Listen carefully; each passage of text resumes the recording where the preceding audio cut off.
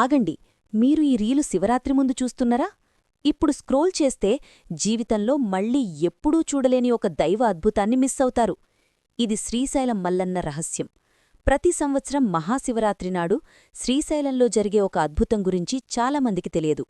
కోట్లాది భక్తులు ఉన్నా కేవలం ఒక్క భక్తులు మాత్రమే చేసే సాహసమిది. ప్రాణాలకు తెగించి చీకటిలో ఎత్తైన శిఖరాలను దాటిచేసే ఆ సేవ పాగా అలంకరణ. ఆ సమయంలో లైట్లుండవు, శరీరంపై కనీసం బట్టలు కూడా ఉండవు. కేవలం ఓం నమశివాయ అనే నామస్మరణే తోడు.